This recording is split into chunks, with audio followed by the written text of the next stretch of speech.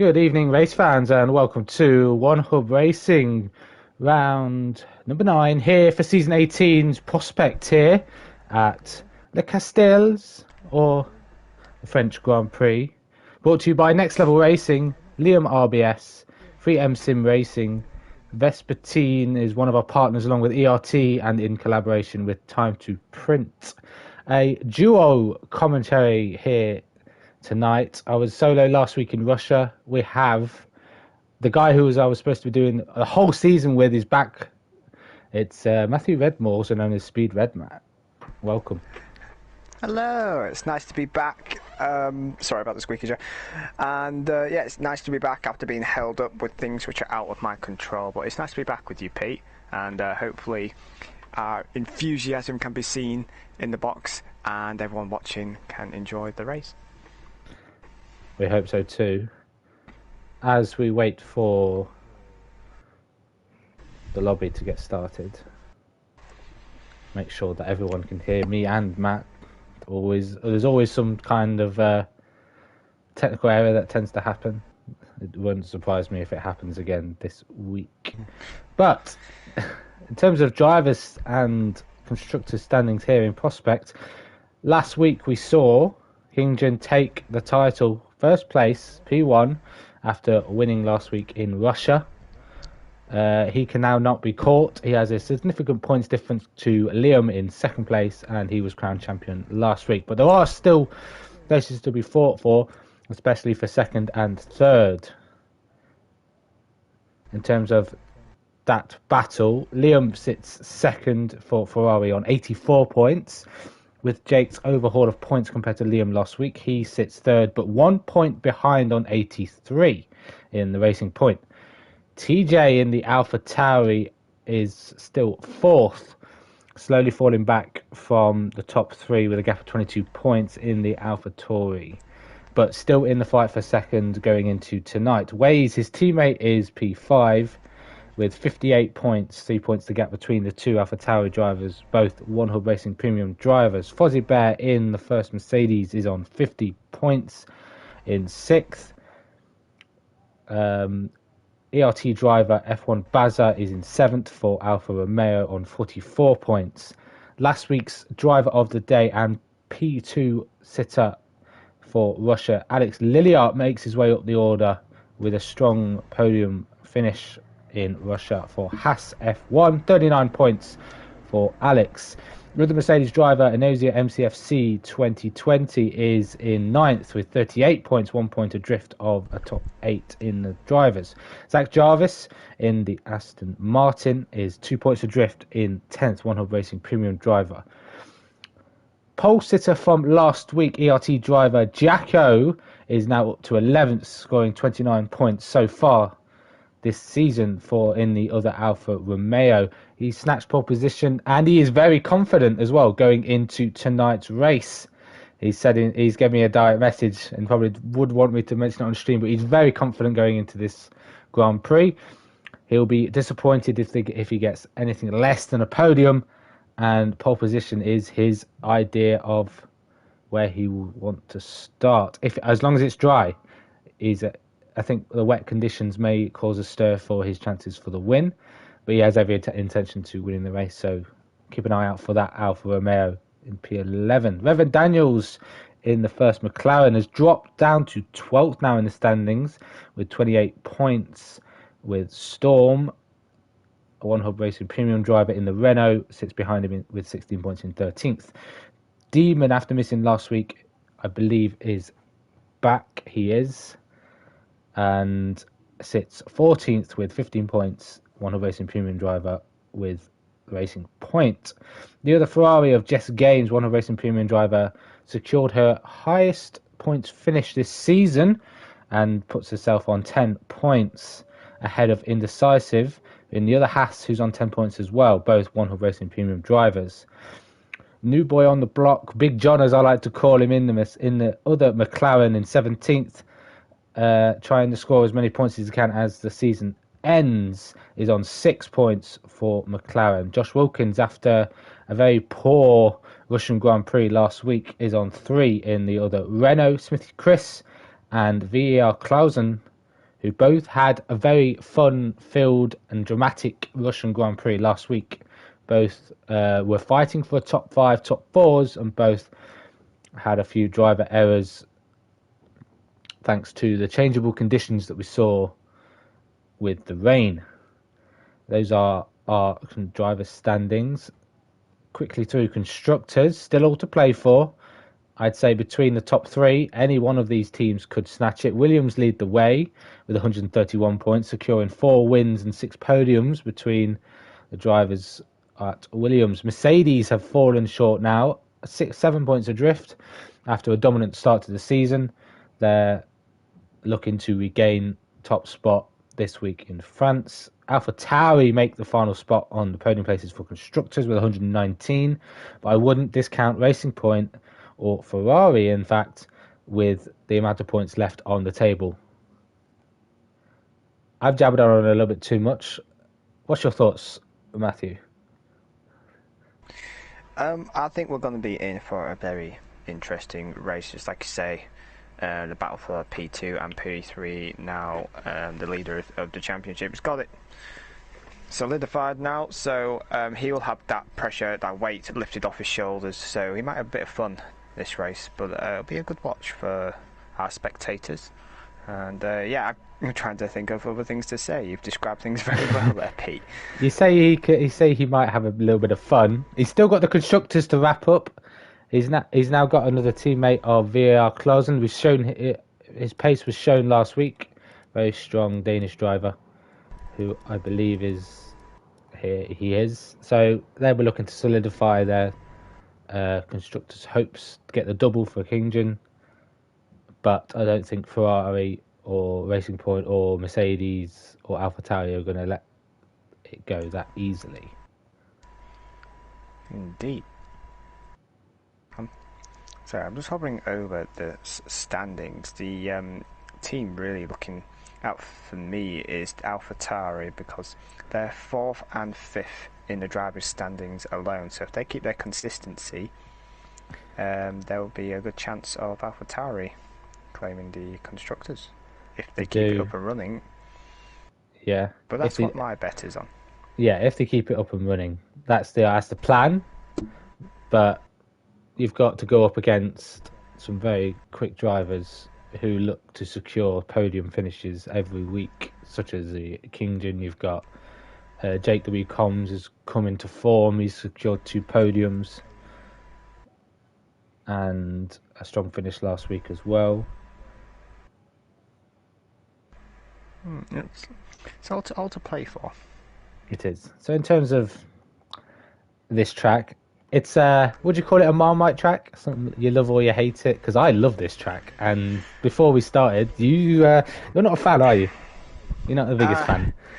Like, I am really not a fan, because when you're watching it, I mean, in reality, you get confused of where the track goes, and there's not really many gravel traps either as well. So if drivers do make mistakes, that they can easily recover, which I think the whole point in a track is you make a mistake, you get punished. Here, you don't. You've just got loads and loads of track to sort of recover from, which sort of ruins the factor in my book. But that's my opinion. People may disagree, but I think they could have done better with this track, really. Yeah, but there's lots of different variants of the track layout for different Grand Prix, not just Formula One. You mentioned no gravel traps and mistakes. You say people, if they make a mistake, they can just run wide. We know that track limits are strict, and with a circuit like this, be sure to watch out for track limit penalties that will be given to drivers for seeing the track 3 times in a row. Pit lanes changed, as we've seen before. Not that run out the final corner and dive into the pits anymore. It's a couple of corners before pit lane that still puts me off, forgetting which way to go. But I must admit, a very long DRS straight as well. I did make that mistake when racing around this track. Completely forgot they changed the pit lane entry, so that went well, and it was changing to wet conditions as well. So that's one way to learn that the pit entry has changed. Not ideal, but it's one way to learn, I guess. You mentioned weather conditions. Do you think some rain? We know Jacko doesn't want rain, but do you think rain would make this Grand Prix a bit more exciting? Oh yes, definitely. And this, I don't want to jinx him, but I do think it will be a wet race. Ooh, a wet race. I have a feeling. I have a feeling, and with track limits as well, I reckon the race result will be resolved regarding with penalties. I think penalties will determine the race result. Determine the race result. A bit like last week where Jacko unfortunately lost the wing. 9 seconds of penalties he accumulated around Russia. But Russia is one of those more difficult tracks to keep it within the track limits. You want to try and push each corner as fast as possible. You do have the runoff errors like here in France, but is that half a tenth of a second worth 3 seconds? Probably not. So we'll see how drivers can tackle the track limits. They are sort of similar in that way of Russia and France regarding no gravel traps, and you can easily pick up a penalty by running wide or cutting the corner quite easy. Particularly as you'll see like into turn 1 and turn 2, because they're quite high speed corners there, and when you get it right you can gain a lot of time. But it's like I was saying earlier, you can go a bit wide, then that's your track invalidated. It's just to go all the way round, and you've just burned up a set of tyres that way. It's just not ideal. Yeah, and fuel as well. A lot of drivers, when going out and qualifying runs, don't want to put more fuel than they need. They want the car to be as quick as possible. And with a track like this, if you invalidate turn 1, for example, with turn 1 and 2, you want to take the fastest line through the corner, and that obviously means taking as much curb on the inside of both turn 1 and 2, and then obviously straightening the car up as early as possible on the power on the exit of 2, where you can run wide. It's a fairly long track, 5.84 kilometers, or in miles 3.6. A lot of people wonder why we still use miles, but 15 corners, 6 to the left, 9 to the right, 2 DRS zones, 1 on the run down towards turn 1, and one of my favourite overtaking spots of the whole track on the run down towards 8. I am renowned for not only overtaking people there, but defending as well. No one outbreaks me into that corner, and hopefully some people can put up some defensive manoeuvres into this twisty section of leading onto the final sector. 3 tyre compounds, a C4, C3 and C2 this weekend for qualifying and the race. 22.5 seconds pit stop time. So undercut, I think, would be very clinical around here. In terms of tyre difference of pace, got the C4 could only last about 9 laps, but is 1.2 seconds a lap quicker than the C3, who's a further 0.6 seconds quicker lap than the hard tyres of the C2. Looking a bit cloudy, Matt. Do we see some rain on the way? I was looking at TAS, it's saying it's overcast right now, but so there could be a chance of rain, but not. But it does mean the track's a bit cooler, so they may have to work the tyres up on their outer lap. Yeah. After taking those tyres out of their blankets, you usually use the track temperature to keep the heat in them, but with the track being a little bit cooler, a few drivers are gonna want to put some rubber down, especially from the looks of things. Jacko and Jake both opting for putting some laps in on the medium tyres. Our data shows that it's about 1.2 seconds a lap slower, but it's all down to the pace of the driver if you can get those tyres to work and see where they are compared to the rest of the drivers. In terms of first driver out on track, it is the Williams of our championship leader. Actually, it's not. It's the other Williams. It is via Clausen. Is it not the leading McLaren the way. of Revan? Now there's a lot of cars up ahead, actually. There's a lot of drivers on outlaps. Yeah, it's fine. That is all well and good. Clockwise track. A lot of difficult corners. This one especially. Long turn 11, which goes into the final sector of 12, 13, 14 and 15. You'll see the pit lane on the right hand side. the pit entry on the right hand side as they enter the penultimate corner. Essentially cuts the final corner to get into the pits. But VAR Clausen is going to be our first driver to set a lap if he keeps it on the track. Run down towards turn 1. Doesn't invalidate, doesn't run wide, uses as much curb as possible. Now into, I love this section of corners as well. Turn 3, 4, 5. This one's a lot tricky. You really want to get on the power early, and then you got to hook it round. This corner is nearly flat as you end at the end of the first sector, and now onto the second DRS straight off the track. He's going to look like he's going to get a little bit of a tow from the driver in front. That is a Ferrari. Hopefully he doesn't get in the way. Heavy braking zone this in towards turn 8 and 9. Want to use the curb as much as possible as he runs up towards this little kink of turn 10. What's Liam going to do? Liam gets out of the way as Clausen stays purple, first driver on a lap. Long right hander of turn 11, shifting down the gear. It's a little bit like turn 1 at China. And then another late apex corner which he misses completely. That will cost him a bit of time. There's the pit lane entry, as we mentioned, on his outlap. Round the final corner, first lap of the day of the qualifying session is going to be from the Williams driver up to the line, which is a little bit later. There it is, 1:29.8. That's quick. I think that's a quick time. Oh wow, but I'm just looking behind. There is cars going quicker. It had Jacko going purple in the first sector, and there you go. It's just a set a lap time. And what was that? A 1:29.8, and with a deficit, was it a 1.2 seconds between? 1.2 apparently is a deficit. That word. Deficit.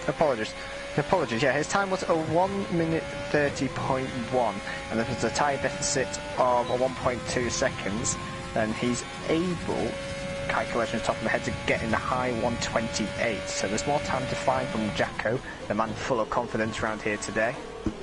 Yeah, and there's more time to find from, I'd say, Clausen as well. I thought that time was quick, and then Jacko popped in a 3/10 slower lap time on a harder compound, and then every other driver who set a time other than Jess managed to go quicker, as TJ now sets provisional pole 29.3. You mentioned the gap of 1.2 seconds.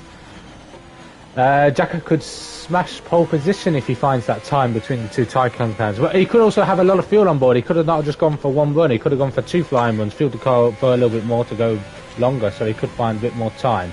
But Liam is finishing his lap, fighting for P2 in the drivers. Towards the line, 29.3 is the target. The timing line is very late. Here it is, 29.4. Slots himself behind Kingdon in P2. Well, what I was going to say is that Jacko does have 2 laps worth of fuel still on board, but he's come into the pit, so he is hiding his pace until the track's at its potential, and it looks like the sun is coming out on track as well, so track conditions will be improving. See, the times will be at least a second to find, I think, from the improved track conditions. So it's not all over yet. Not all over yet, indeed.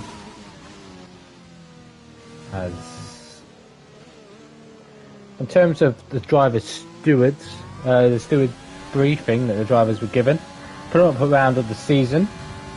Drivers arrive at the Paul Ricard circuit, which is made for excellent racing. There's a lot of room on and off track to present the viewers with some amazing racing. It's a high-speed track with a lot of high-speed corners, which are tricky to navigate. Bench circuit might be the title decider in certain tiers. It may be a decider for P2 and P3, and the constructors tonight.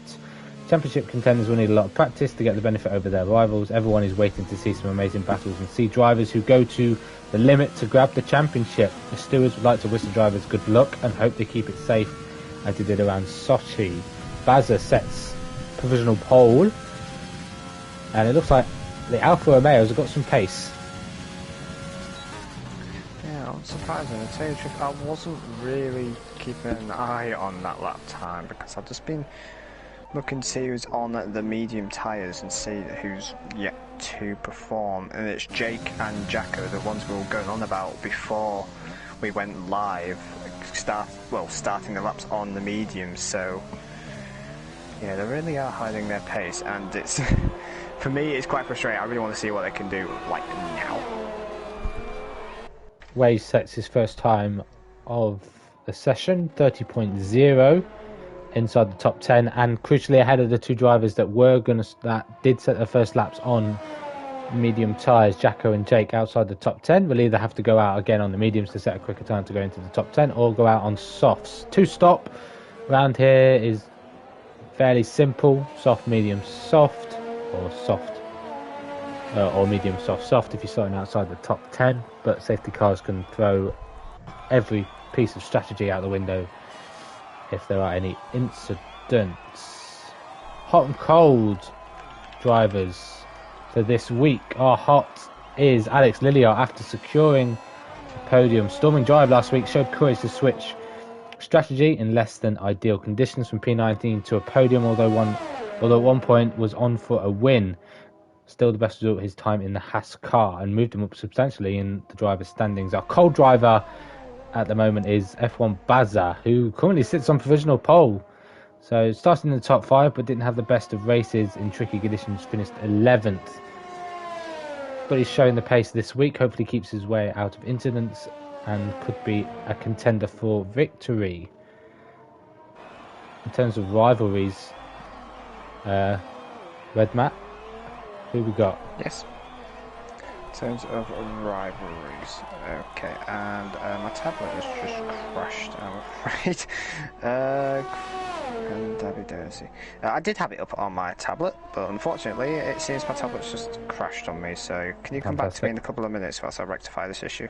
Can do. No stewards report this week, because no incidents were reported. Every driver was clean and nothing was reported. Baza has selected mediums while in the pits.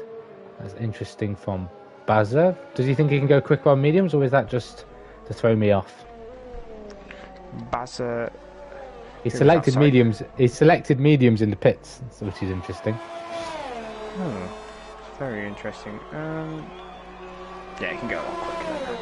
Maybe he's making the other drivers think he's set that time on mediums, but he's not fooling us. As Clausen goes, wow, that top 3 is incredibly close. 0.03 of a second between P1 and P3, and it's a 3-4 for Williams at the moment. Liam down in 5th, doing enough to keep P2 alive. He's ahead of his rival Jake, and in terms of permutations for that battle for P2, as Clausen gets off the track, where is Mr. Jacko? He's invalidated, and looks like he'll probably go again. Maybe, yeah, he'll probably go again on the same set of tyres. Let's have a look, see how much fuel he's gone on board. And that's not ideal for Jacko. It's just added more pressure on himself now, because ideally he should have really set a lap time on that set of tyres. But he's currently got 3 laps of fuel on board, so he can go around again. That's good for Jacko, but probably not good for the tyres, as Mason Jr. Big John pulls into the pits. I thought he was going to complete a lap. Maybe he invalidated 2 drivers. I didn't notice that Josh got DSQ'd, so that was either from driving backwards or invalid or dodgy pit entry. But a DSQ means he's going to start at the very back no matter what. Both Hasses yet to set a time though. Alex is on an 8-minute lap apparently, and indecisive Jacko is invalid. Yeah, Jacko went really wide at turn 1, and now he's abandoned his lap yet again, so he's going to have to pit and put a fresh set of tyres on, unfortunately. So it's not the ideal situation for Jacko at the moment. We've got 6 minutes on the clock, and track times will be ramping up, and as I say, Liam at 128.579 and TJW 128.8, so we're in the high 28s now. Yeah, Kington's improved as well, 28.999, just getting into the 28s. And that's where Jacko will want to put himself if that he can find that 1.2 seconds that Pirelli data tells us is the difference between the two tyres. As Jake now goes third into the 28s for the battle for P2, spicing up. Jake's doing what he needs to do. I mentioned permutations. If Liam was to take the win, then Bazza, Fuzzy Bear, Ways, TJW cannot finish second. Jake must finish 11th to stay in contention for P2. That's if Liam wins with fastest lap. If Liam wins, Jake must score points. Bazza, Fuzzy, Ways and TJ are out of it. Liam finishes second. Jake must win to pass Liam. If Liam finishes third, Jake must finish second. So it's very close between those two. It's all about if one driver finishes ahead of the other one's going to be ahead of them in the driver's standings. And in terms of Bazza's, Fozzy's, Ways and TJ's guarantee to stay in the fight, Liam has to finish less than fourth. For Way, it needs to be an Alpha Tauri 1-2, with Ways winning and TJ in second.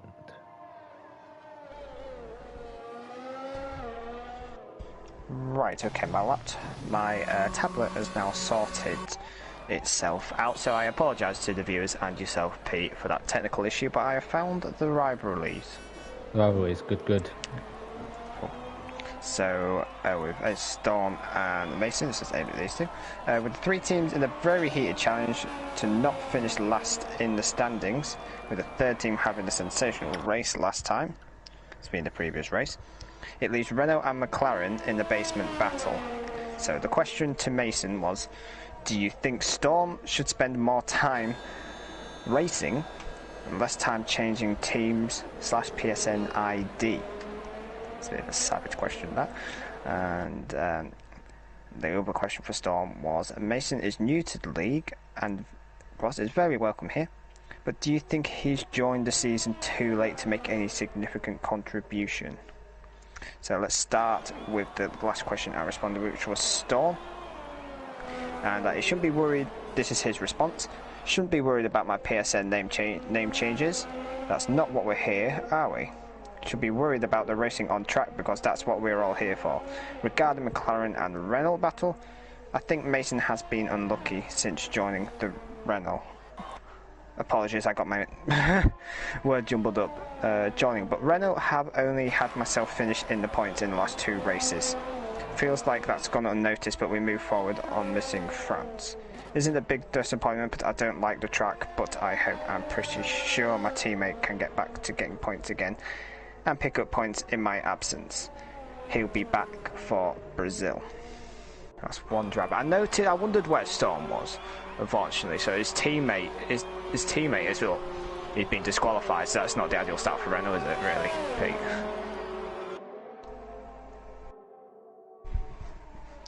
You there, Pete? I'm on mute, it's fine, we're fine. I was letting you do your thing, I'm just watching Mason go around. You mentioned Renault and Mason in the McLaren, Storm in the Renault, the battle between them two. 8th and 9th at the moment for McLaren in qualifying, and Josh will be starting no higher than 17th. It's going to be a close one between those two in terms of instructors, 43 to 37. Haas isn't out of it just yet, but with Alex's strong finish, he pulled them back into 8th.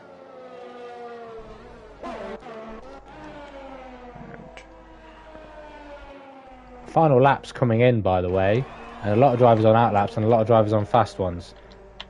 Bazza invalidated, and Clausen is going quick. He's got a little bit of traffic. I think that was his teammates on an outlap in front of him. Shouldn't have caused too much of an issue as he rounds turn 11. Jacko's about to finish his lap here. Where is this going to put him? Is it going to put him on pole? No, it's not. Or was that his outlap? No, that was a quick one. That was a 29.326. Only 1,000th of a second separates him and his teammate. But Jacko's going again. That's not enough. He's not happy with his performance so far, but he needs to find 8/10. P1 is his target. Clausen across the line went 7th. No improvement for him. Kingen is starting a lap. TJ is near the start of a lap. Who we got near an end? Evan Daniels is just starting a lap as well. He's keeping an eye on piss. And indecisive. Jacko's lap. Yeah, you keep an eye on Jacko. I've got indecisive in the second sector coming into the final, round turn 11. He's got the track to himself in this sector. No one ahead, and I think the closest car behind is the Alpha of Jacko. It's either one or Jacko or Bazza that's behind him. They're both lying astern as the yellow flag in turn 8 and 9. Bit of confusion between the Williams drivers, letting Kingen through. But indecisive up to the line is currently 15th. No time on the board. D-rates towards the line. He's going to make up some positions. He does, and it's 13th. 57 thousandths quicker than his teammate. Good job from indecisive, out qualifying his teammate. Let's get back to the Alphas. Jacko did make an improvement, but it's not pole position. Bazza doesn't improve as he crosses the line. Let's have a look at the final drivers on their run to the line. Kingen, championship leader, champion here in Prospect. Does he snatch pole position at the death of qualifying? It's no improvement. Jake behind. Can he beat Liam? He doesn't, and Liam is invalidated on his final run as well. So there is Royce qualifying. is on a quick one here. Ooh, Waze is still yet to finish. Up to the line. Thank you, Matt. Up to 5th. Out qualifies the two Alfa Romeos, showing that they're the real Alphas here in Prospect here.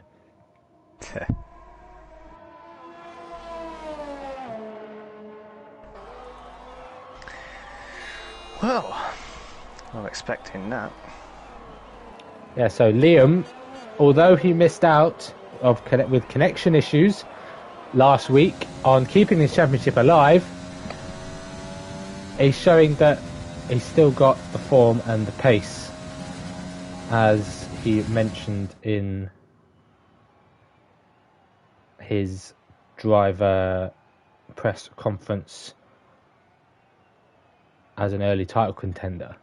But there's qualifying. Liam on pole, ahead of his rival of Jake in 3rd. TJ splits them, keeping his fight still alive if Liam was to drop down. Kingen champion in 4th. On the second row, joining the racing point. Waze starts 5th, ahead of Jacko and his teammate Bazza. Clausen bringing up the second Williams in the top 8, ahead of the two McLarens of Reverend Daniels and Mason Jr. Missing out on the top 10 is our one and only Red Bull driver, Smithy Chris, ahead of the Mercedes driver of MCFC 2020. Indecisive, ahead of his teammate Alex Lilliart for Haas in 13th and 14th. Jess is 15th. Demon is 16th, and starting at the very back will be our one and only disqualified driver of Josh Wilkins in the Renault. That's not ideal for Renault, that really, when they're trying to get off the basement of the constructors table. And holy moly's, it is raining. It is raining indeed. Maybe we know why Jacko's pace was a little bit off. Maybe because he didn't have a dry setup and was running a wet one. And we saw the rain in Russia, and we see it again here in France. But will it dry up? Because it did in Russia, and that spiced the race up. Will it dry up here? We'll find out in the next 40 to 50 minutes of this race. While we wait for the countdown, sorry, go on. Sorry, I've suddenly started to like this track now. It's raining. You like a bit of wet rain, do you? Makes things interesting. I used to be good in the wet. And then COVID happened. The wet nurture. Yeah. Oh. I'm joking. Formation lap. I assume all drivers will be on the full wets. It doesn't look like intermediate. I see Inters as Liam has gone. Liam's gone, and the rest of the pack's questioning if we should. TJ didn't go. Maybe there is a rule. As far as I'm aware, there's a rule where you're not allowed to ready up on the grid after a certain amount of time. It's similar to another league that I'm not allowed to mention due to obviously other agreements with One Hub, but they do the same. It's to help drivers relax after qualifying, give them a bit of breathing space. And now TJ is going to start on cold tyres because he hasn't moved his car.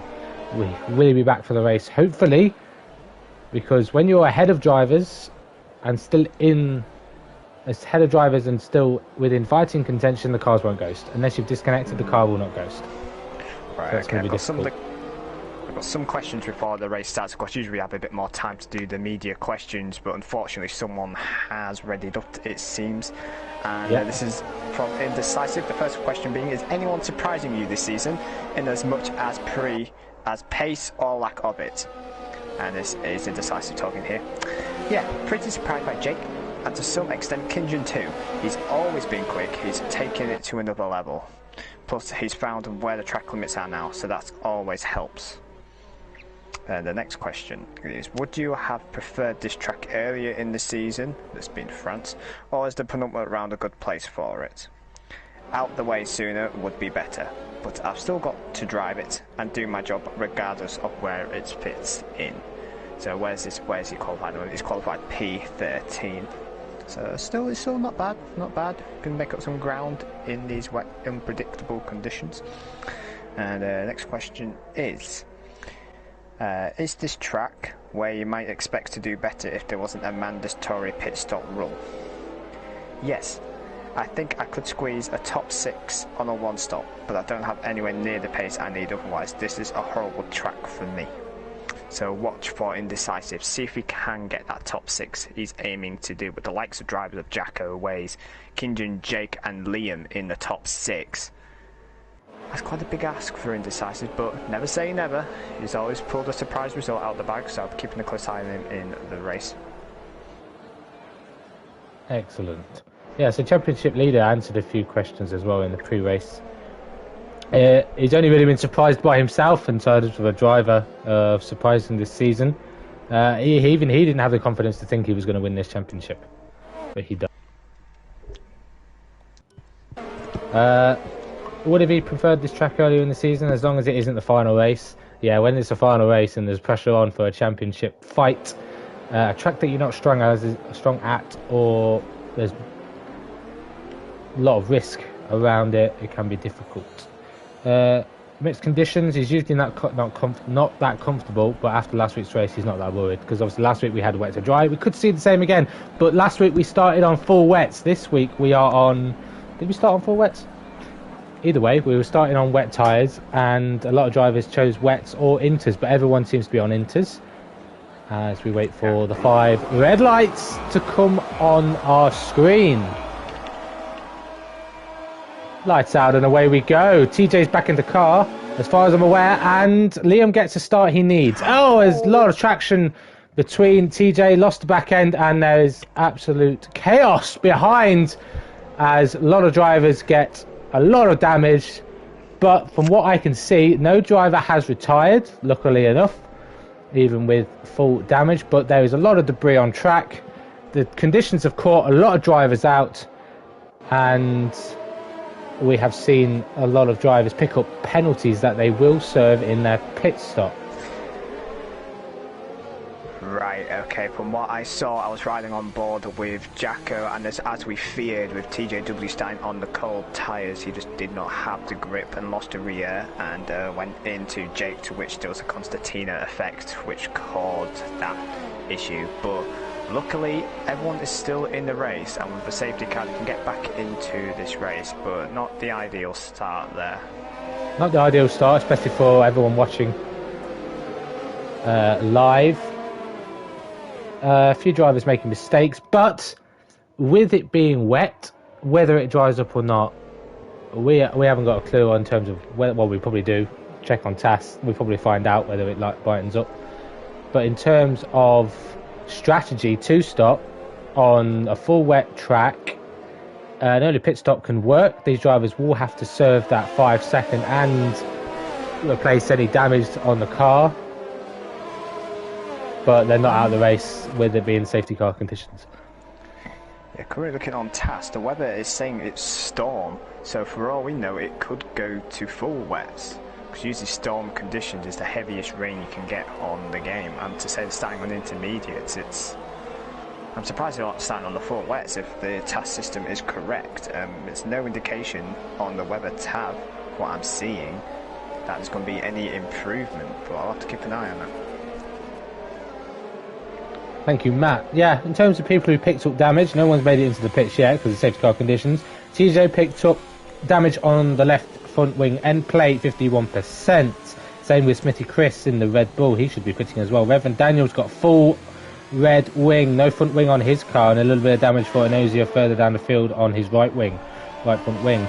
100% damage for player 16 in the Haas. That I believe that is Alex. Because I've got indecisive here on for the Haas. He had 100% wing on the right as well. Damage for Jake, Waze, Demon kept it clean after starting at the back, and Josh got damage as well. So a lot of people with damage having to pit. Demon chose to pit even though he didn't have damage. That's strategic from him, probably wanting to keep out. Maybe, but if he wanted to keep out of the way, you should have stayed out, but maybe the Constantino effect forced him to pit anyway, and he'll be at the back once again. Tell you what this does do, the wet conditions, the left-handers, you're going onto the straight, you're trying to put the power down, it just makes that corner even harder now, and a lot of these corners you're sort of feathering with the throttle, and with it being in the wet now, it's just made the track, well, a lot harder now, a lot more different challenge now. Yeah, it will. It looks like it's getting heavier, I don't know, but it's going to be very difficult for drivers to see. I'm going to go on board with the Mercedes behind to see what the spray looks like in a train of cars, because this is what's going to show which drivers are ready for these conditions and not, because being able to see down towards the long corner, the heavy braking zones on the long straights, such as turn 1 and turn 8, it's going to be very difficult for drivers to see their braking points or even see where cars are. There's a blinking red light on the back of these F1 cars that drivers can gives an indication of where the car is in weather conditions. As you can see, even though they're only going 70-80 mile an hour, there's still a lot of spray being picked up from these intermediate tyres. As Mason runs wide as he goes to the pits, he takes advantage of an early pit stop. Not sure whether he picked up any damage. But that's a late one. Late one if there was damage. There is no damage. I think he might be going on full wets here, because like we've said, it is getting heavy. Is he going on the full wets, or is he getting a pit stop out the way? You're required to do, is it 2 pit stops? So you might be getting one of the pit stops out the way, and it's okay. Yes, that is true, but he might lose a lot of track position having not pit when he should have, because the safety car has it only just caught up to people now. I'm not too sure where people were when the safety car was deployed. The safety car would have caught people up, so Big John might have lost a few positions, but he's going to be on the precious tyres of everyone out there, and hopefully these conditions can play ball. He played a strategic, it was nearly a strategic masterclass, staying out long on the inters when it was wets to inters. He stayed out on the wets longest. Yeah, it did start on wets, stayed out on the wets one of the longest, and had the fresher inters throughout. Then he was on fresher dries longer than everyone else, but the undercut was obviously too much for him to catch back up. But he slots himself in P13, 1 position away from points. 2 drivers with 5-second penalties as far as I'm aware. There might be some 4 drivers with pit stop, 5-second stop goes yet to be served from that cluster truck. I'm not saying the word cluster truck. That happened at the start. I'm just saying vitally, when Mason came out the pit, he came in front of the Renault of Josh, which is important for the constructors. Don't mind me just dropping my controller and pulling my microphone out. Very professional over here. Fine, Very professional over here. Please hide. Will we go green flag running at the end of this lap? Doesn't look like it. Wow. Coming up to the penultimate corners, and safety car's not in. So, oh, it is in. That's a late call. That is another late call. It's usually at the end of the second sector where it calls in, but this is a late call. Drivers are going to be on their toes, and every driver is in the queue for this restart. Liam had the perfect start on pole position, but can he get a perfect launch from the restart with these stricken conditions? Turns wide. Would he go now? Is it too early to go now? As Kingdon loses the back end, Liam has gone. Safety car in, and we are underway. Green flag running once again, but slightly start from Kingdon on the restart. Bazza's on his tail, and towards turn 1, it's Liam from Kingdon, Bazza, and Jacko in 4th. Clausen in essentially a Williams Alfa Romeo sandwich with a double filling of ERT drivers. Enosia MCFC is in 6th. TJ, one of the drivers who started on the front row, but one of the drivers who made an early pit stop, having succumbed to wing damage, is on the back of this little battle for P2. But Jacko started to fall away and lead a little bit of a train. Oh, as a McLaren round. Reverend Daniels just spun into the wall. I saw that in the background. Will that bring out another safety car? Has he managed to keep it out of the wall? But that is the McLaren down to 17th, and it's not looking good for the two drivers that want to stand firm and not finish last place in the constructors. Alex now and Jake going side by side. Smithy gets by TJ. TJ still not used to the conditions with traction, has lost the position down to 8th, but net P2. As Clausen gets through Jacko. As Jacko fights it, he's got a Mercedes on his gearbox. Through turn 11, Jacko hugs the inside to make sure there's no under and over from the Mercedes behind. Clausen up to 4th, Jacko 5th, and MCFC's down still in 6th. But Enosius not giving up just yet on Jacko. No assistance of DRS as Jacko runs wide through the penultimate corner, gives Enosia the breathing space to run around the outside, and he looks like he's going to lose another position to the Red Bull behind of Smithy, who's just derated in ERS. He wants to use overtake. He uses overtake now, pulls to the inside to turn 1. Is that a move for Red Bull? It's not. He's still in 7th. Jacko holds on, but he's losing positions left, right and centre on this safety car restart lap 5 out of 27. To you, Matt. He is struggling big time. Well, what did I say? I called it before the race even begun. It was going to be a wet race. Thank me later, people.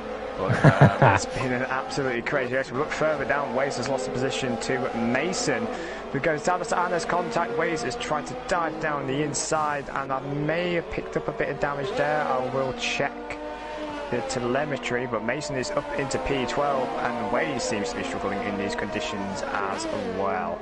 But yeah, with the wet conditions, a lot of people are having to use their ERS at the right time now, not relying on ERS. So far, action has been spot on. And then there's another AlphaTauri at spun on TJW. The AlphaTauri has had a horrible lap 5 of the race so far, which is not ideal for the constructors at all. And as I said before on the stream, they need consistency, and I've just jinxed that as well.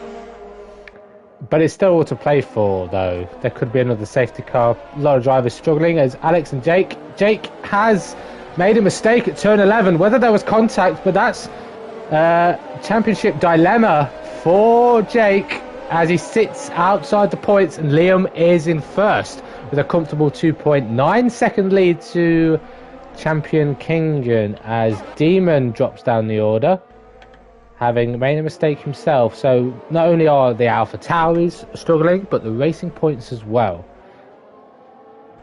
Crikey.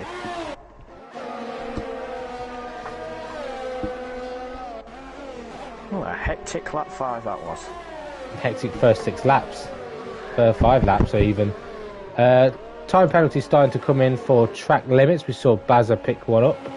That's the first one of the race. He's sitting P3, but he's got Clausen behind him with a 5-second stop go that needs to be served in a pit stop.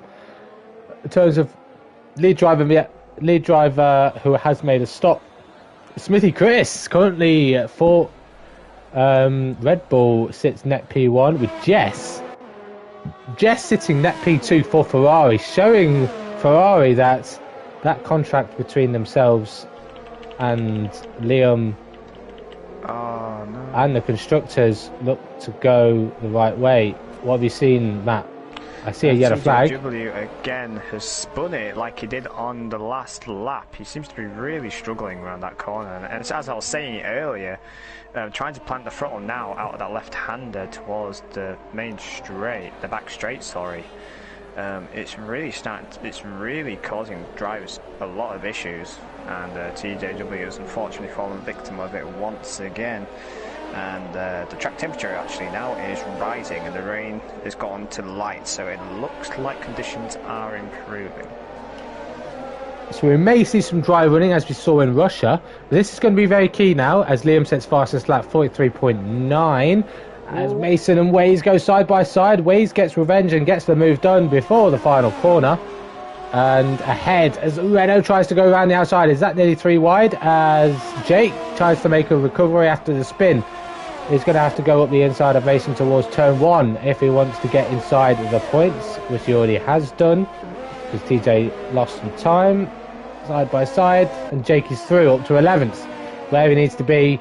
Realistically, this is where he needs to be if Liam wins to still be in contention for P2, but that puts a lot of pressure on Jake going into Brazil, where unfortunately he is not going to be racing as what was mentioned last week in Russia. So it's all or nothing for Jake here in France, especially if he wants to secure at least a podium in the driver standings P3.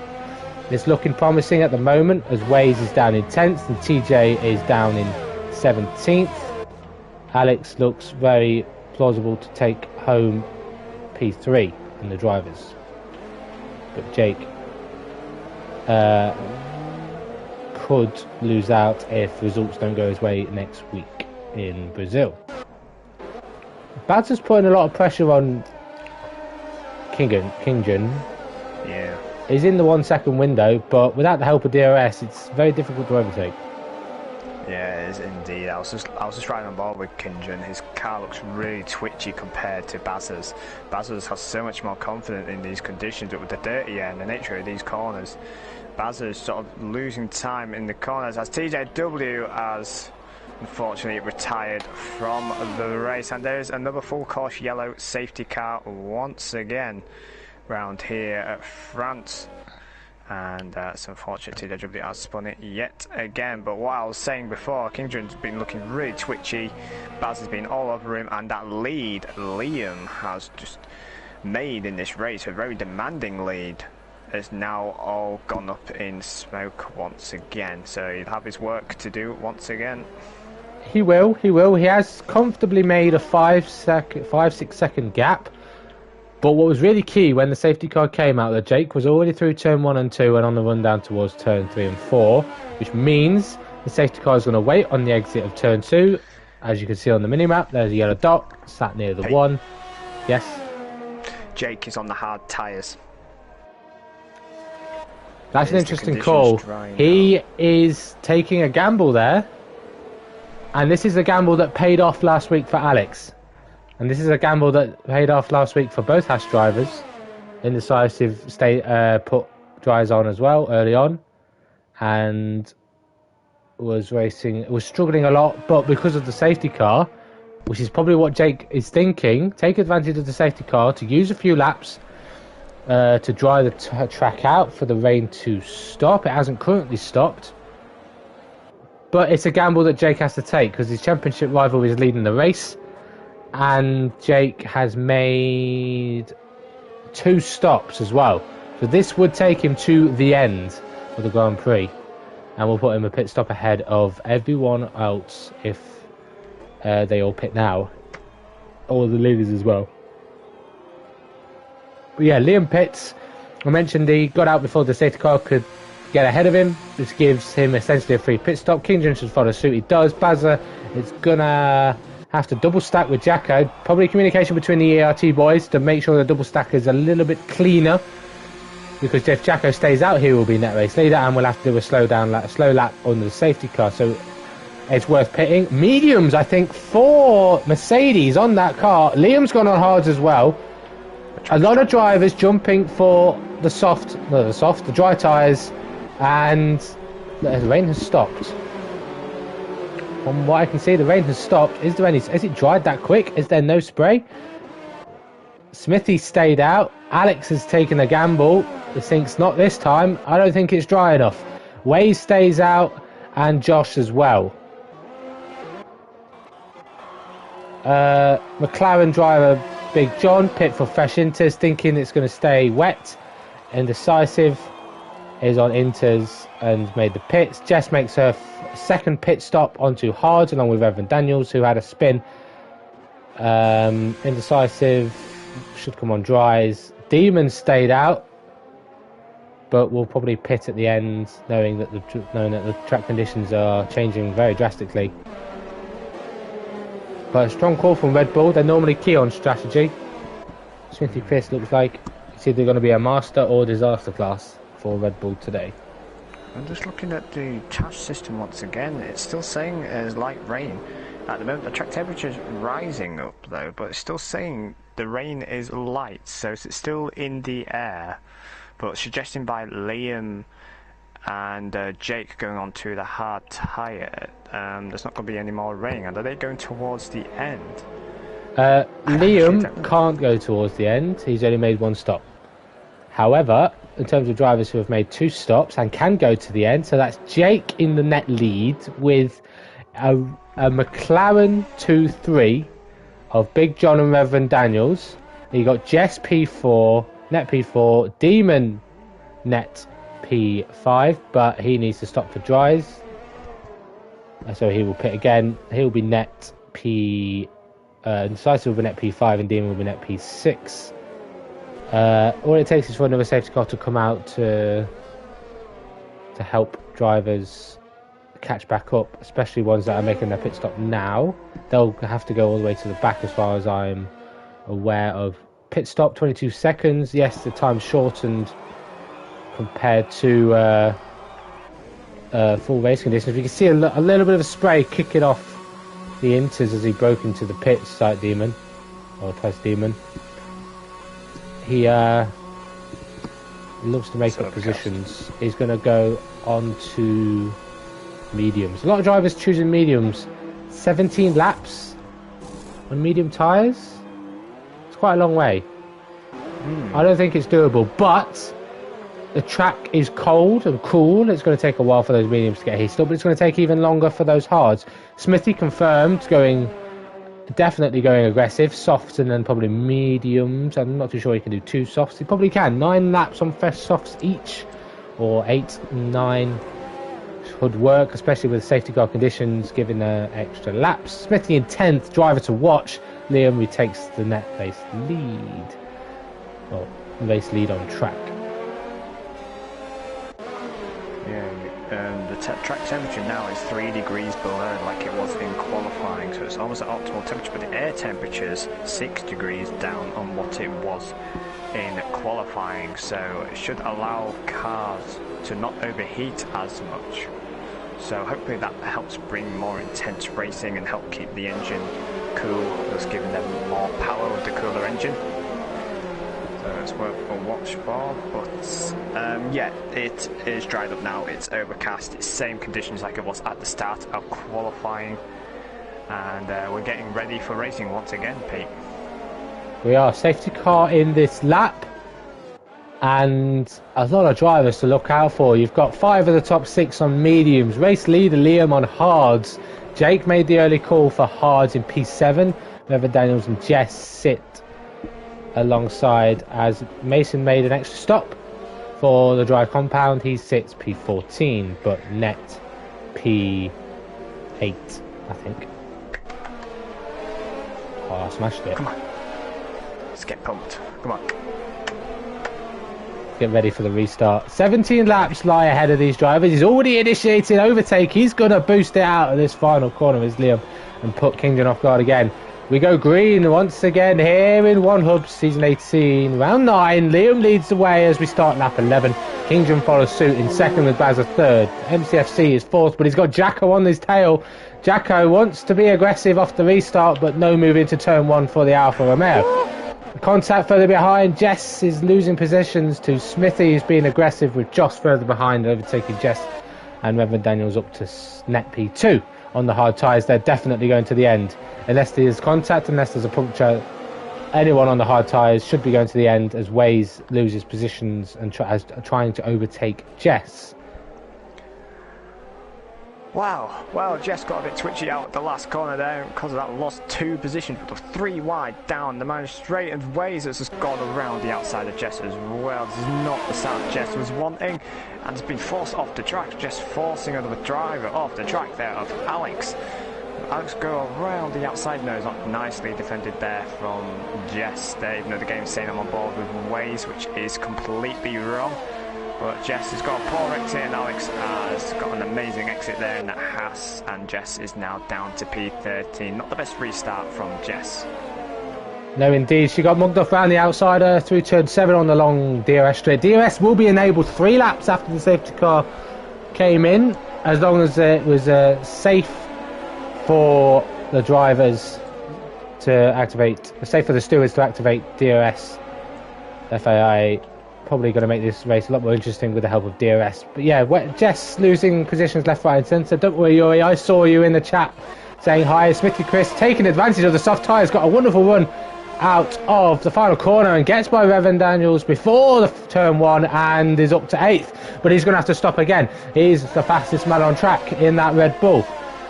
But he's got a lot of positions to make, and Kingdon doesn't seem to have the pace to keep up with Liam on the softer compound of tyres. He's got Basil all over him, and it's all aboard the Williams train all the way down to Smithy, who's going to start reeling himself in on those soft compound tyres. He's going to bring Reverend Daniels, Josh, maybe even Waze into this fight, and it's going to be a 11 car scrap for P2. Liam's in a different league at the moment now. 1.2 seconds clear already, clear of the DRS, which is vital round here in the Kingdon with Bazza. As we look behind, Bazza is about to be overtaken round the outside of the Mercedes. Does he make it stick? Still side by side. He's gone a bit wide there, and he's picked up a penalty from that as well. They're still side by side, Bazza and Inosa. But I think Bazza's got his elbows out and keeps P3. Has he made a mistake there, Bazza? Because he's backed off now, the back of Kingdon now. I think the side-by-side action is probably what slowed them down. Both drivers showing the utmost respect to each other. Nice clean driving through turn 11. Bazza holds on to that final step on the podium. But with that time penalty, two for the Mercedes, as DRS is enabled, 2 for Mercedes. Now gets by Jake on the run down towards turn 1. No DRS enabled him, but that fresh tyres are coming to life. Those soft tyres. Yes. I'm sorry to interrupt you, Pete, but Smithy, as much as how quick he's going, he has got 12% ERS remaining to Jake's 86%.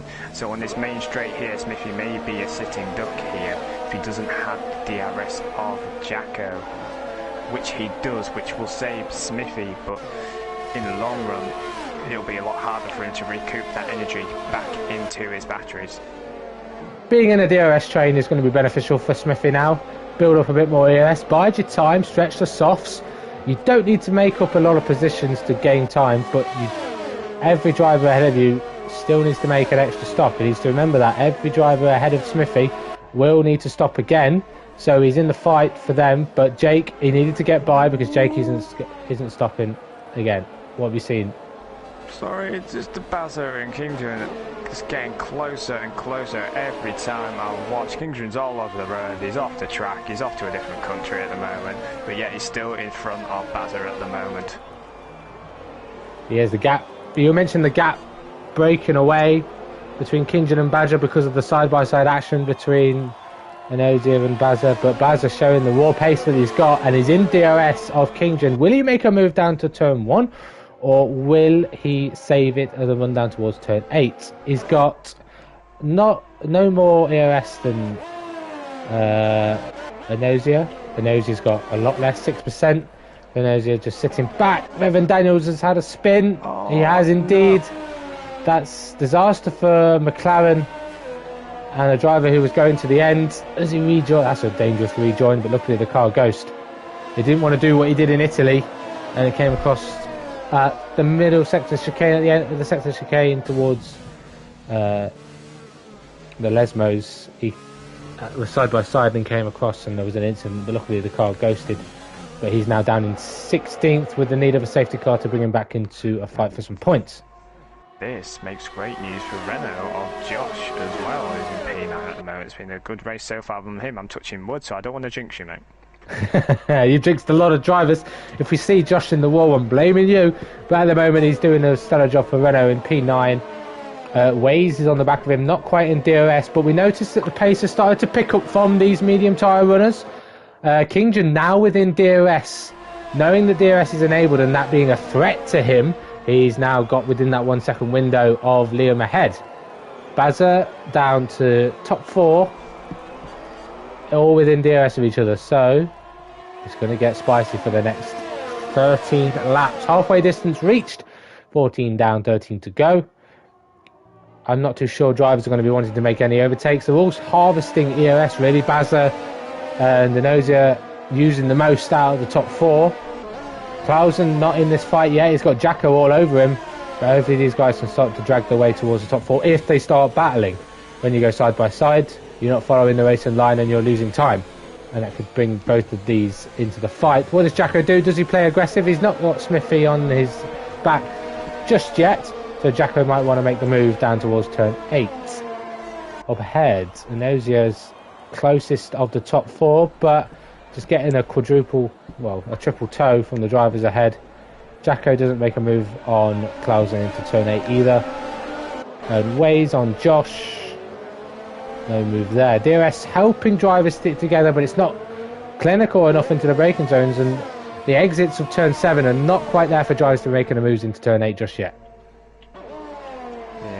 I'm just keeping an eye on who's managing what here, and interestingly, Jacko is not using his ears, and there's a yellow flag. Is that a Haas that's been spun around here? It is indeed of indecisive, and I wonder what happened there. I'm just going to look on to the TASs. I mean, he had contact with somebody. Yeah, he had contact with Evan Daniels in towards turn 8. It looked like a clean move from the McLaren, but there must have been a bit of wheel bang, a bit of contact, maybe a side pod on the wheel. Indecisive sent into a spin, and now down to P16. It's unfortunate. But still, no virtual safety car yet. We've already had 2 safety cars, so hopefully that's a last of them. But it's been so far so good, and that's a nice corner cut from Jacko, giving him a 3-second time penalty. Liam's got one as well, and that's going to be very crucial. Bazza has one. Kingdon doing what he did last week, not getting a penalty. Bazza's got 2. MCFC has got 2, so Clausen's in the mix for a podium. Kingdon in the mix for the win. Very close to the back of Liam, trying to get the hurry up on Liam's hard tyres. As Kingdon now gets a penalty, but Enosia gets one further behind, slaps him to 9. At the moment, Clausen could be in contention for a race of victory if he can close on this top 4. But with it being a DRS train and Liam surely having the pace over these drivers, he's not yet there for race victory. Jake, another shout. He's made all his stops. You've got to remember, Liam, Kingen, Bazza, MCFC, Clausen and Jacko still all need to make their second and final stop. So Smithy Chris, although he's on the soft tyres, is net race leader, but Jake is in a better position. Unbelievable. It's like what I said again before the race, this race may all go down to penalties. And yes, like you say, is it Bazza with 6 seconds, Enosa with 9 seconds, and the only person in the top 6 to not have a penalty is Clausen. Waze and Josh going side by side towards turn 1. Josh taking evasive action, missing the corner, and picking up, maybe I didn't think he picked up a penalty, but picked up at least a warning for track limits. But I'm not sure what he could do. He was avoiding a Waze on his outside. Was going to be there for the apex of turn 2, but Waze shut the door. But here's Josh's chance to get the move back. Is Waze going defensive? He is trying to break the slipstream. Josh to the inside is going to be a late breaking move. not late enough on the brakes to get the move done. What this top three, I think, are trying to do is try and pull away, realising they have to make an extra stop. They will probably go on soft tyres. I'm not too sure why Liam chose hard. Maybe it was a strategic call from Jeff. Chose him hard tyres. Jeff not realising that he can't go to the end just yet. Maybe it's because I know the medium tyres now are within their range, but they will start dropping off soon, and Liam will get back that 2-second lead I believe he had. But if Kindred wants to make the move, he has to do it within the next 2 laps, otherwise the hard tyres will be in their own league again. They will. And Smithy pits. Further back Smithy pits. Will be the medium tyres, I suspect, or will it be another set of softs? He's done 7. Is he going soft again? He's going medium. Probably didn't have an extra fresh set of softs to go onto, so he's gone onto medium tyres to run to the end. He'll be flying qualifying laps all the way to the end, because I'm sure 9-10 laps on these tyres are doable at high pace. Clausen. Clausen's picked up a penalty now. Throwing away any opportunity for a top 3 there, essentially with that penalty.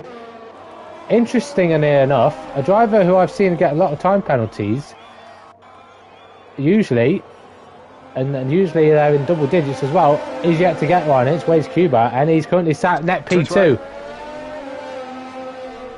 Don't jinx him. I've jinxed him. We're going for it. Come on, Waze, you're on for a win here if you keep those tyres in range and can catch up to Jake. You've got Josh behind. He's got a penalty though. You don't, Waze, but Josh can go to the end, same as you.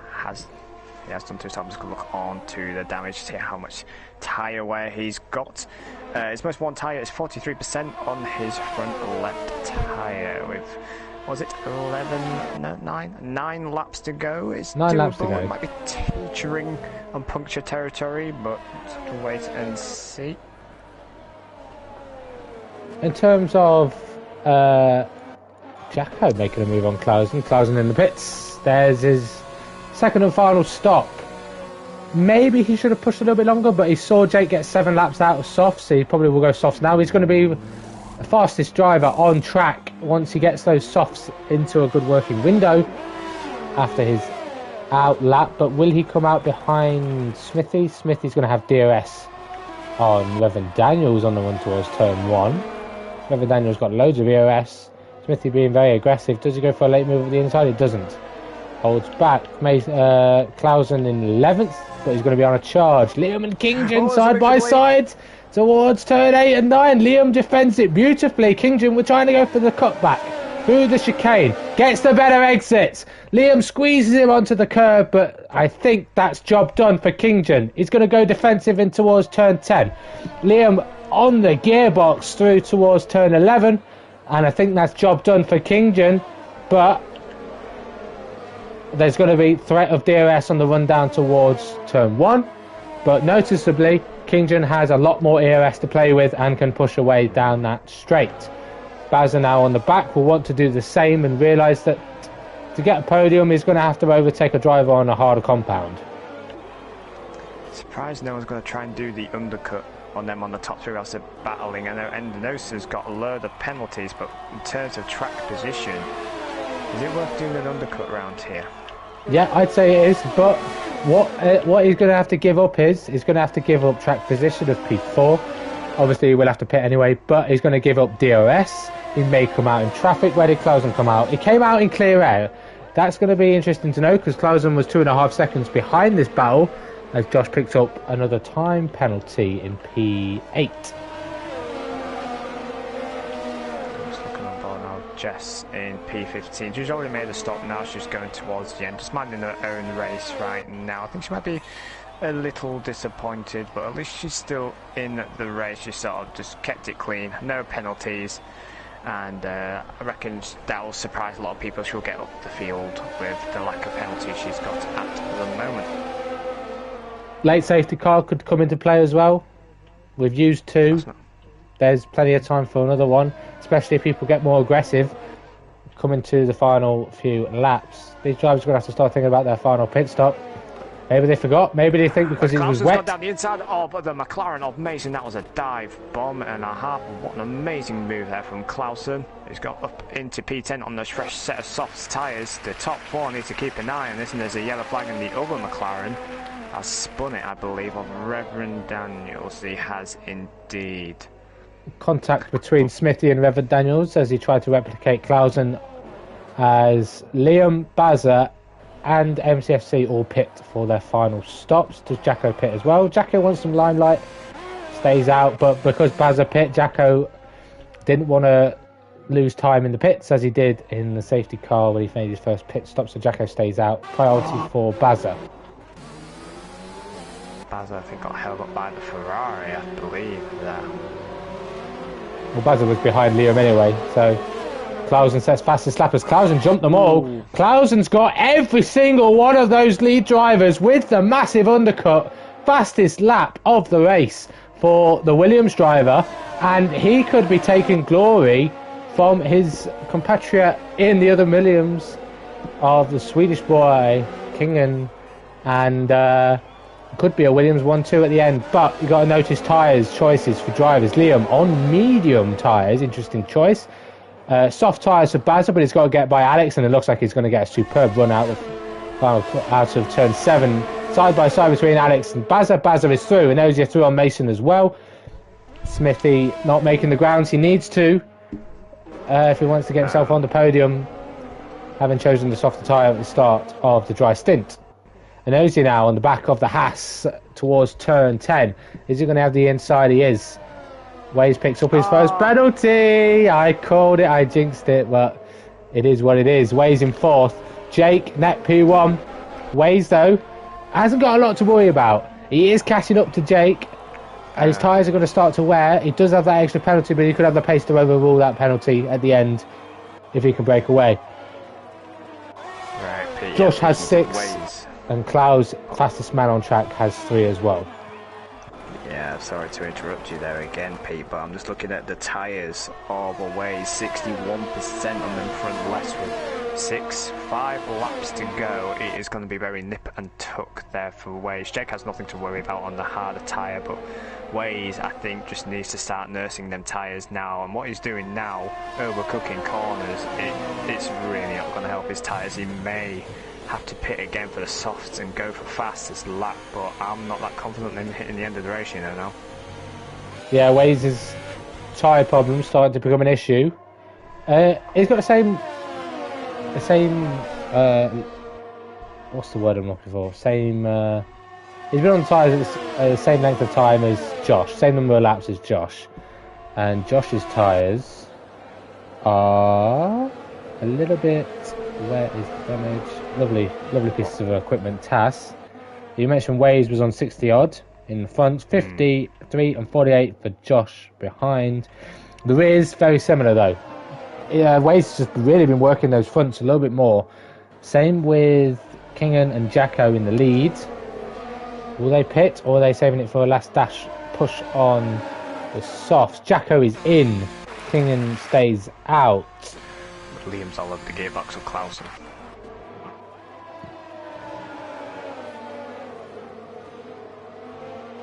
Because he's on the medium tyres, interestingly, is Liam, though. Looking behind Bazza with Enosa. Getting really close there, but he just doesn't have the overtake. There's Enosa, the Ferrari of Liam goes down the inside, and Clausen's masterclass of an undercut has now been unwritten, and Liam is back up into P5. Interesting on the medium tyre. So I wonder if the soft tyres have started to hit a cliff already. We noticed Smithy Chris pitted quite early on his soft tyres. 7 laps he only managed to take on those. These soft tyres for Clausen on that worn, 37-34 on the front, 27-25 on the rears. That isn't that worn, but they're going to be a lot slower compared to those mediums on barely 10%. But it's going to be DRS trained. Bazza's looking for an overtake on Clausen. Clausen's got slipstream and DRS. Will Bazza go on the brakes up the inside to turn 8? Thinks better of it with the Mercedes right behind him, almost running into the back of him. But Mason Jr. now making a move on Jacko. Jacko trying to get by Alex. Mason Junior Big John staying ahead in P9, but he's got Jacko on fresh rubber right behind him. Jacko to the inside towards turn 10. We've seen this overtake quite a few times. What are you watching? Are you watching Bazza? Oh my goodness me, Carlson, and Bazza's gone into the back of Clausen. Has he picked up any damage? None that I can see. My task has taken a while to update, but MCFC's got damage. A couple of laps. And OZ MCFC has damage as Kingdom finally pits for soft tyres. 12% on the front right end plate for Enozia. He's going to overtake the Williams. He's got a fantastic exit, and Clausen's now back down to P7. Them soft tyres, as we feared, have hit a cliff. This is probably what Kingdom was worried about. Even though they got the undercut, everyone got the undercut except for Jacko, but Jacko securing position down in P9 and the hunt for these drivers. It could all go pear-shaped for every single one of these drivers on the soft tyres trying to hunt down the top 4. But Liam looking for that race win as Kingdom gets a mighty view of the side-by-side action between his teammate and MCFC. MCFC is going to have to go around the outside. He's got the DRS and the slipstream of the Alpha ahead, but Kingdom wants a piece of the action. Kingdom down the inside of an MCFC, and has get the move done. He does indeed. His teammate now, he gets an interesting exit, uses the track limits and suffers it with getting a penalty. But Kingdom now up to P6. Baz is next, but Liam is starting to pull away. I wonder if that would be inquired in the steerage room, because he was all 4 wheels off the track. Like I say, yes, okay, the teammates, but I wonder if the steerage would have a little look at that though. Maybe so, but I think the 3-second time penalty is enough.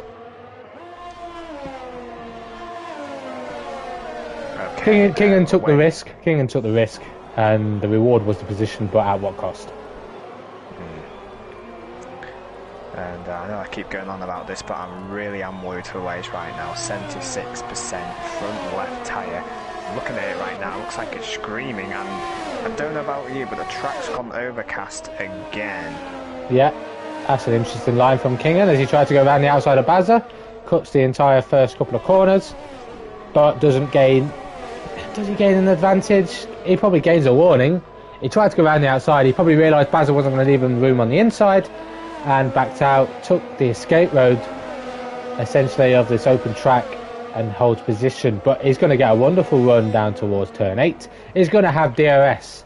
He's going to have slipstream. He's going to have the inside, but Bazza's not giving it up with the little squeeze to force him to the tighter line. Kingdom back across to the racing line. Bazza drops to 6th, Kingdom up to 5th. Kingdom now charging down Liam, who's doing enough to stay in the battle for P2, but Jake doing a stellar job and doing an Alex Lilliard of this race this week. But he hasn't got a lot of drivers. He's got a lot of drivers hunting him down, but he's not got a lot of laps left to hold on for. The gap really not want between the leader. The gap between the leader and Liam is 6 seconds. But Liam has 3 seconds of penalty, so that gap's essentially 9. But I don't think Liam's going to give it up just yet. He's got 1 less penalty than Josh, so a podium is still on the cards here for Liam, sorry. But it's all about whether we can get top 2. He's got to get by Waze, who's a further 2 seconds ahead.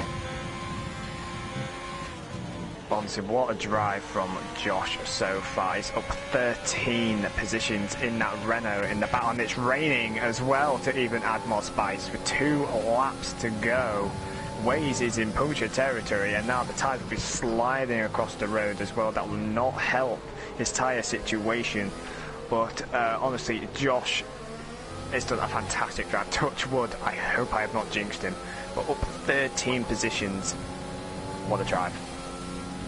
Josh has had a stellar drive and he's looking on course for a podium, but it looks like it's going to be cut short. Liam to the inside to turn 8, but they're still side by side, but Josh yields on the exit and entry of turn 9, and then Kingdom goes around the outside. Same move as he did on Clausen, but Kingdom gets an illegal overtake. That's something we saw that we didn't see when Kingdom got by his teammate. There was an illegal overtake. This time there is, but it's a loose back end twitchy from both of them as they went through turn 10 and now 11. Kingdom's going to go inside. Josh is running wide.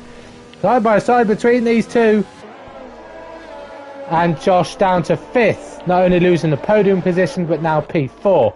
What can Liam do on the back of Waze? Waze really struggling now with these really worn tyres. It's going to be a sitting duck if DRS stays enabled, but Jake is going to cross the line to start the final lap, but the podium isn't set just yet. Waze has got Liam on the back of him, side by side. Waze is giving him the squeeze. Waze moves back over to the racing line. Liam is just enough ahead, breaks into turn 1, P2 for Liam. Waze down to 3rd, and can he hold on to a podium? Clausen and Jacko down side by side. I think Jacko is just playing it very aggressive. He's got the freshest tyres of everyone, and points are everything, especially for constructors between further down the field. So Waze has got Kingdon all over him. Waze is not only struggling with the tyres but the conditions as well. DRS has run wide for Kingdon. I thought that was a penalty, but it was Smithy Chris that popped up. Waze is going very defensive down towards turn 8. This is a podium position, but I think Kingdon's got more penalties than Waze, so Waze might hang on just enough. But if those tyres don't hang on, his podium out the window. He's got a 3-second leeway to hang on to. Josh is dropping back. I think we'll hang on for P5. Jacko and Klaus side by side on the run down towards turn 10. Jacko's ahead of the Williams into P8.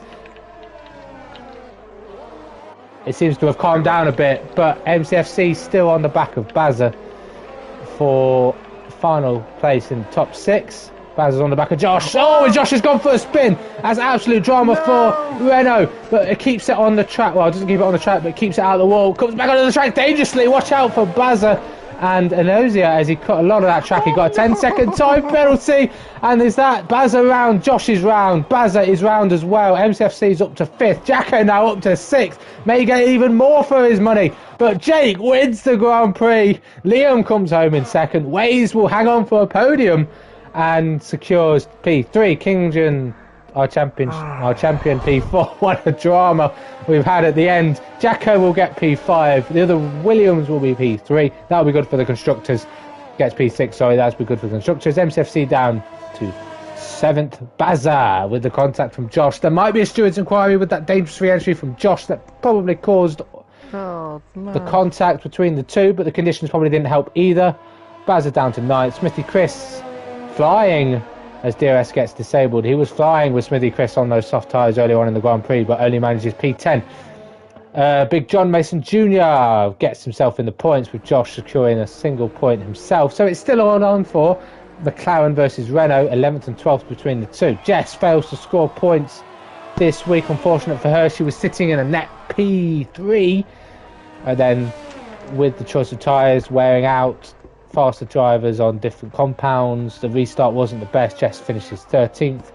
Demon with an eventful Grand Prix is 14th. Evan Daniels with a few spins is 15th, and Indecisive will be our final driver to cross the line down in 16th. I'm out of breath. Matt, what an end. I'm sorry, Josh. I jinxed you. Oh no. Yeah, what an end to that Grand Prix. Yeah, he's going to be my driver today, actually, Alex. He sort of kept quiet, actually, in that race in the Haas. But, again, all the action on track, we just sort of hadn't had a chance to think about it yet, really. Yeah. You confirmed to give it to Alex? For your driver of the day? Definitely to Alex. And my question to him, really, is what magic did you do to nurse them tyres to the end of race? Just up from P9 positions, kept it clean. These mixed conditions, just protecting the tyres was so important around here. So my question to him was, how did you manage those conditions? What magic did you have to make up 9 positions to go from P17 to P8? Thank you very much. So the race is over, and Jake wins and keeps that battle for P2 alive. So he's in P1. Liam P2 after penalties finished 4 seconds off the lead. Waze in P3 hung on just about with those tyres nearly giving up. Kingdon P4, but we'll be happy. Jacko P5. Clausen P6. Nosy FC P7. Driver of the day for Red Mat, Alistair Leon P8, Bazza P9, Smithy P10, Mason Jr. P11, Josh will be P12, Jess P13, Sight Demon P14, River Daniels 15th, Indecisive 16th, and our only non-finish who caused a safety car towards the start of the Grand Prix when it was very wet and rainy. CJW, unfortunately, is out of the battle for P2, along with Waze and Fozzie Bear. So my driver of the day is going to be Jake, because he took a gamble, and the gamble was to go onto the dry tyres. Was he aware that it was going to dry up? Did he follow Alex's performance last week of pitting early on the safety car using the hard tyres, realising you've got a pit stop ahead of everyone, a lot of people everyone in front of you, you're sitting at P1. So was that a strategy you were going to go for, Jake? And I see it's worked out brilliantly, especially for you in the drivers. Constructors, I think you'll settle for a P4, I think, for Racing Point. But yeah, congratulations to our podium sitters. Jake taking the gamble and making it pay off with 20 points. Before we end the stream here, can we just have a shout out to Waze, how he managed to get the medium tyres towards the end of the race? What was it, 88% on the front left tyre I last saw. How on earth he got them tyres towards the end, I don't know. I just don't know, Pete. Yeah, tyre management, but maybe the cooler conditions with the rain probably helped. But yeah, Jake's third podium, his first race win. Liam's fourth podium and Waze's second podium of the season. Clausen's best result. And Smithy Chris' best result with the 10th place. His previous was 14th. Thank you all for watching. Be sure to check out the rest of the streams that are going to be happening on throughout the evening. Be sure to keep an eye on them. You've got Points, Precision and Pinnacle. Well, I believe Precision might not be going ahead with the head of a stream due to commentators. But be sure to keep an eye on YouTube. Twitch for Podium. And be sure to keep an eye on Twitter. Join OneHub's Discord to keep up to date with all championship standings and results for F1 2020 Season 18 here in OneHub. Thank you for joining me, Red Matt. It's been fun speaking to you again in the commentary box. It's been fun. Thank you for having me back in the box. Yeah. Oh my goodness, yeah. I have enjoyed it, and I am sorry to France the track. You proved me wrong. The track's very good. The action was very good. I've always loved this track. Yeah. Nah, you don't love the track. You love the interchangeable conditions that spice up this race. Oh, honestly, it's fantastic. Great. Well, thank you all for watching. Be sure to check out our sponsors who are providing our trophies, prizes, and everything that Nick does at OneHub is superb as well. Thank you all for watching. Next week is the final round of Season 18, Brazil. One of my favourite tracks. Are you a fan of Brazil, Red Matt? Oh, I'm always a fan of Brazil. Yeah, and can always show some dramatic championship battles as seen in real Formula 1. I'm sure there's plenty to go on throughout the other tiers. Thank you all for watching, and we'll see you all next week. Thank you. Goodbye.